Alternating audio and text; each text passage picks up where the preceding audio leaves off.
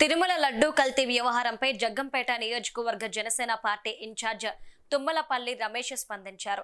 లడ్డూ కల్తీ జరగలేదని నిజంగా చిత్తశుద్ధి ఉంటే దేవుని గుడిలో ప్రమాణం చేయడానికి రావాలని సవాల్ విసిరారు.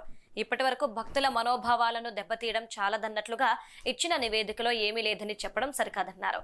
ఎన్డీడీబీ అలానే నివేదికలో లడ్డూ కల్తీ జరిగిందని స్పష్టంగా ఉందని, ఫిష్ ఆయిల్, బీఫ్ ఆయిల్ తో పాటు ఇతర కెమికల్స్ ఉపయోగించి లడ్డూ తయారీ చేశారని ఆరోపించారు.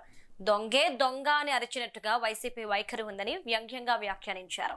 అయితే తమ నాయకుడు పవన్ కళ్యాణ్ మాత్రం హిందూ ధర్మ పరిరక్షణ కోసం నిరంతరం పోరాటం చేస్తున్న వ్యక్తి అని తుమ్మలపల్లి రమేష్ స్పష్టం చేశారు.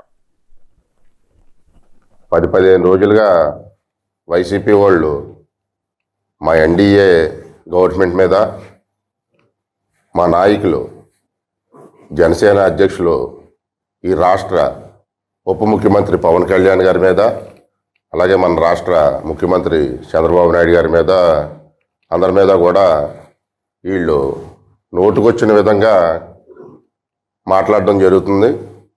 ఎందుకంటే ఈ యొక్క అవినీతి గత ప్రభుత్వంలో, జగన్మోహన్ రెడ్డి గారి ప్రభుత్వంలో ఈ లడ్డూ మీద ఎన్నో రకాలైన స్కాములకి ఆయన సూత్రధారి ఉండి, ఎన్నో రకాలైన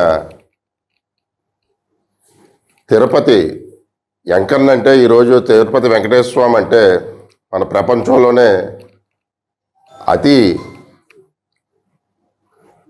బాగా భక్తులున్న దేవుడు. అలాగే ప్రపంచవ్యాప్తంగా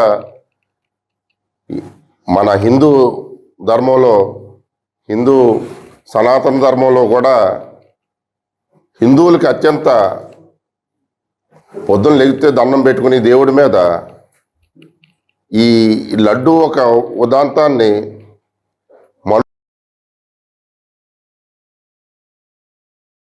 10-15 రోజులుగా వైసీపీ వాళ్ళు